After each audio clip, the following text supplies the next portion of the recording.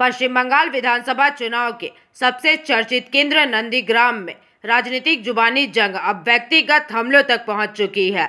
भाजपा उम्मीदवार शुभेंदु अधिकारी ने आज एक जनसभा के दौरान अपने पूर्व बेहद करीबी सहयोगी और वर्तमान में तृणमूल कांग्रेस के उम्मीदवार पवित्र कर पर तीखा प्रहार किया। शुभेंदु अधिकारी ने बिना नाम लिए उन्हें गोखरा सांप यानी कि कोबरा करार दिया है।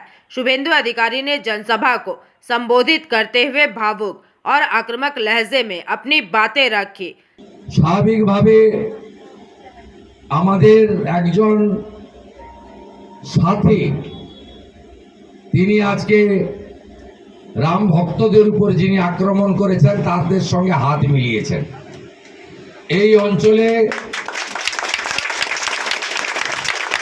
এই এলাকায় গ্রাম পঞ্চায়েতের অফিস উদ্বোধন হয়, সাংসদ অভিজিৎ গাঙ্গুলি ডাক পায় না, বিধায়ক শুভেন্দু অধিকারী ডাক পায় না, সহসভানেত্রী মমতা পাত্র ডাক পায় না, জেলা পরিষদ মেম্বার মামনি জানা ডাক পায় না। কিন্তু ডাক পায় তারা যারা রাম ভক্তদের উপর আক্রমণ করেছে, যারা রবীন মান্নার খুনের মামলায় 21 জন ভারতীয় জনতা পার্টির কর্মীকে 9 মাস ধরে জেল খাটিয়েছে, যারা সমর মাইতিকে একজন তরুণ শিক্ষক বাদলবাবুর সুপুত্র সন্ধ্যাবেলা গ্রাম পঞ্চায়েত অফিস থেকে ফেরার সময় খুন করেছিল, তাদের সঙ্গে গিয়ে হাত মিলিয়েছে। এত লোভ, অতি লোভে তাতে কি হয় আমি আর মুখে বলছি না, নাম আমি ধরছি না, সমাজদার কা ইশারাই কাফি আছে। এই দুটো অঞ্চলে মানুষজন কর্মীরা আমাকে বলে আমার এটা হয়নি ওটা হয়নি। এই দুটো অঞ্চলে মানুষজন বলে যে আমাদের এই কেসটা দেখা হয়নি। কিন্তু আপনারা শুনে রাখুন, এই দুটো অঞ্চলে বিধায়ক সাংসদ ব্লক নেতৃত্বকে উনি কাউকে ঢুকতে দেননি। আমার বিরুদ্ধে প্রার্থী করা হয়েছে, যার এখানে যারা আমি বিজেপিতে চলে যাওয়ার পরে তৃণমূলটাকে যারা রক্ষা করার চেষ্টা করেছেন, মমতা ব্যানার্জির নির্বাচন যারা হার জিত যাই হোক একটা ভালো লড়াই তো হয়েছে, 1956 মার্জিনে আমি জিতেছি, তারা ব্রাত্য হয়ে গেছে। এটা সর্বত্র আমরা দেখতে পাচ্ছি, খেজুরির ক্ষেত্রেই বলুন, ভগবানপুরের ক্ষেত্রেই বলুন, সব জায়গায় একই জিনিস দেখতে পাবেন, এটা গোটা রাজ্য জুড়েই হচ্ছে।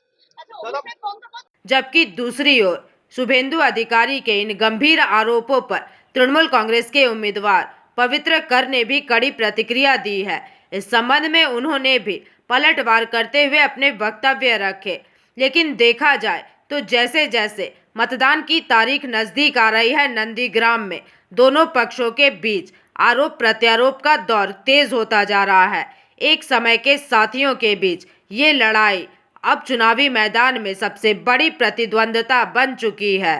কত ভোটের ডিফারেন্সে উনি পরাজয় হবে তাও বয়াল 1-2 গ্রাম পঞ্চায়েত স্থির করে রেখে দিয়েছে।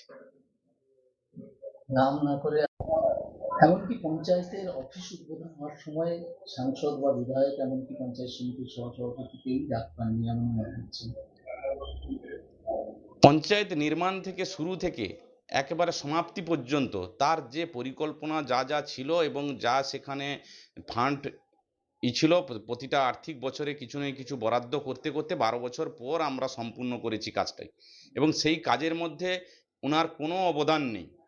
100 টাকাও উনি জায়গায় না এমপি লেট, না এমএলএ লেট, না এইচডিএ থেকে কোথাও থেকে সহযোগিতা করেছি। আরও ওখানে জর্জরিত বিভিন্ন কেস মামলা মোকদ্দমা সবই আমি ব্যক্তিগত হিসাবে নিজে পরিচালনা করি এবং চালাই।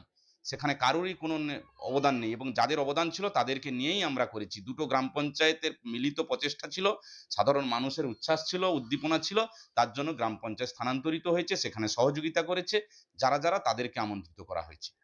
এমনকি সাংসদ তহবিল থেকে, বিদ্যুৎ অধিকারী তহবিল থেকে, অভিজিৎ গাঙ্গুলির তহবিল থেকে, বিধায়কের তহবিল থেকে কোটি কোটি টাকা আপনাকে দেওয়া হয়েছে। সৎ সাহস থাকে ওনার, প্রকাশ্যে বসুক, কোন ফান্ড থেকে কত টাকা কাকে দিয়েছে, কোনখানে উনি দুর্নীতি করেছে, তার প্রকৃত প্রমাণ উনি যা ভাষা বলতেছে। কোন জায়গায় কোনো টাকা কি কোনো ব্যক্তিগতভাবে কাউকে দেওয়া যায়? কোন যোজনার ক্ষেত্রে কোন টাকা দিয়েছে? 5 কোটি টাকা জীবনে ওয়াল 1-2 তে একটা কাজের ব্যুরো রিপোর্ট, PVTV নিউজ।